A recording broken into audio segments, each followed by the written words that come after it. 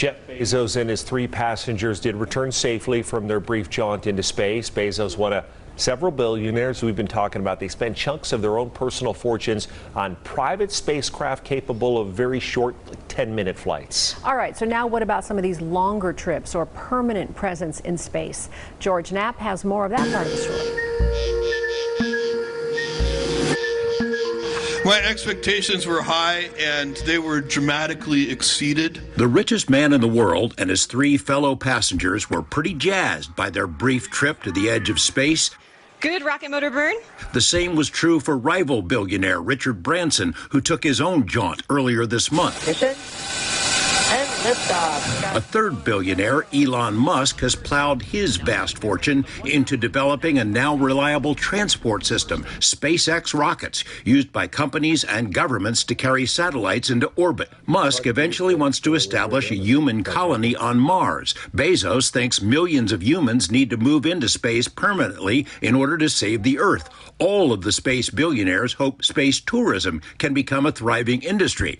But there was another wealthy entrepreneur who was, for a time, way ahead of the others on an overlooked essential.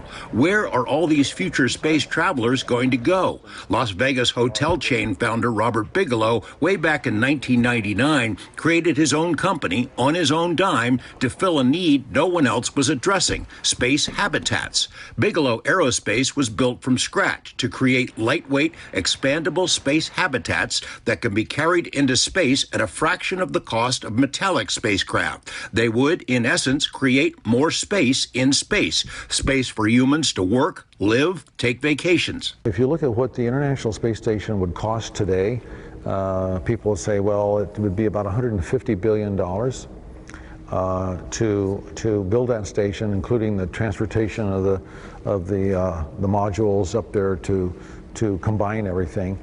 And so if we were to look at, well, what if we created the same volume, which is about 950 cubic meters of habitable volume, and what would it cost us to do that? And it turns out per cubic meter, it's 1/48th the cost of what the ISS would cost for the same volume.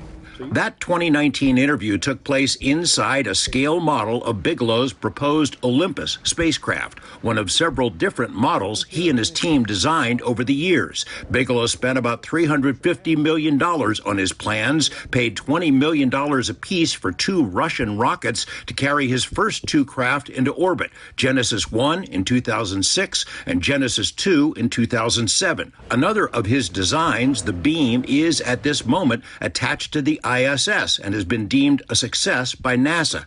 During our 2019 interview, 50 NASA engineers were at the Bigelow plant to pore over every inch of a full-size mock-up that Bigelow wanted to use as the basis of privately owned space stations that could serve as orbiting labs, workspaces, tourism destinations, or as more permanent habitats on the Moon or Mars. In his very first on-camera interview back in 2006, Bigelow told us about his hopes for more affordable space tourism. We're hoping that we can provide a 3-week visit for somebody in the neighborhood of $8 million, which is a hell of a lot of money, but it's not as much as $20 million, which other people supposedly have paid the Russians.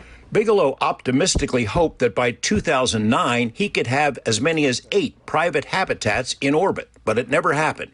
Each new president scrambled NASA's priorities, he says, which led to delays and impediments to private space developments. His workforce expanded and contracted several times. The pandemic proved the final nail. Bigelow Aerospace was shut down. His entire workforce was laid off, and it's unlikely he will ever reopen the plant.